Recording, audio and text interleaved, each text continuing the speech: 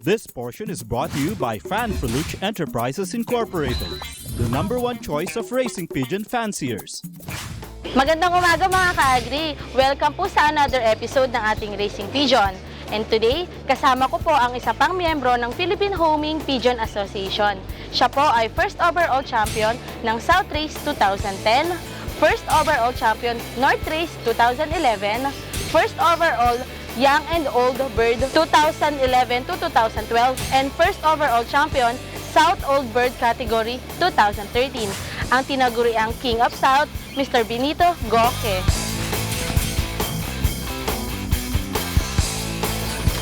Hello sir, good morning. Good morning naman. Sir, paano po kayo nag-start ng pag-aalaga ng kalapate?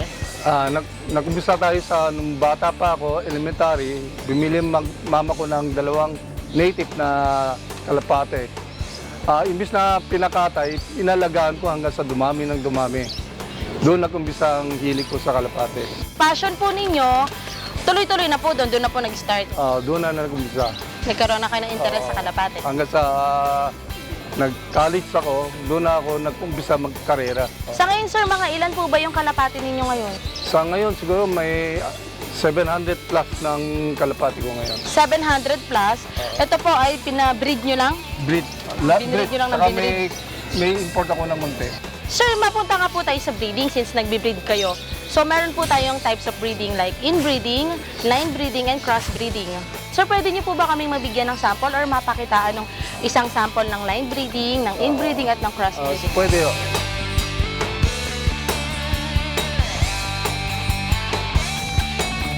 So, Doc Angela ang sample ng inbreeding.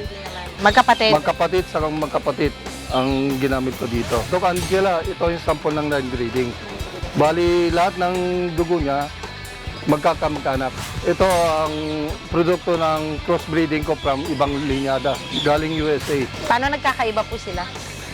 Hindi naman, ang kinukuha lang natin kasi dito yung dugo niya, bloodline.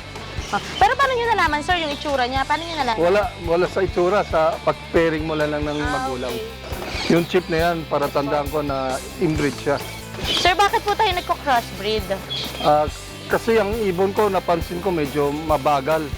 Kaya nag-import ako na medyo matulin, kinocross ko sa ibon ko para makaroon ng kunting speed. Sir, meron po kayong 700 plus na ibon sa ngayon. Paano nyo po ba sila na-maintain? Doc Angela, kailangan yung ibon natin lagi na sa good condition. Kailangan hindi natin haya makaroon ng sakit. Lalo-lalo na pagbata pa sila, kailangan tama yung mga pagkain binibigay natin, gamot, saka mga preventive. Sir, ilang beses po ba sila kumakain sa isang araw? 2 times a day, morning and afternoon. And anong po yung pinapakain nyo usually sa kanila? Sa yung bata pa sila, binibigay ko breeder mix.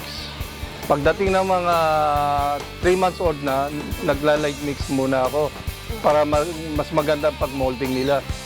Pagdating ng racing na, racing mix na ang gamit natin. Ion, carbo. Sir, hindi sila lagi nakakulong, di ba? So, tuwing anong schedule po ba ng pagpapakawala? Ang pakawala ko mostly 7 to 8 a.m.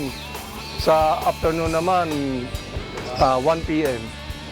Tuwing kailan po yun? Every week? Every month? Every day ang pakawala natin sa kalapati. Every day? Paano po pag umuulan? Pag mahina lang ulan, tuloy pa rin ang training. Ano po ba, sir, yung common na sakit na tumatama sa mga kalapati ninyo? Ang mostly tama ng kalapati, mga pagbata, sipon. Tapos pag may edad-edad na, bulate. Bulate, siyempre nagdi-deworm po sila. Yes. Ang gamit natin pang deworm, tape terminator.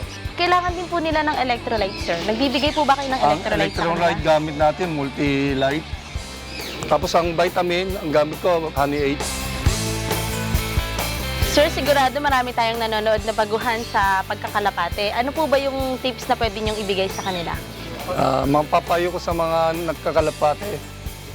Kung natalo man tayo ngayon, ay magpursige lang tayo. Kasi isang araw mananalo rin tayo. Importante lang, alagaan mabuti ang mga kalapate natin. Sir, maraming salamat Salamat, po. Doc Angela. Ayan mga ka-agri, marami na naman tayong nakuwang impormasyon tungkol sa pag-aalaga ng kalapati. At yan po ay hatid sa inyo ng Fanfiluch Enterprises. This portion was brought to you by Fanfiluch Enterprises Incorporated, professionalizing the pigeon racing industry.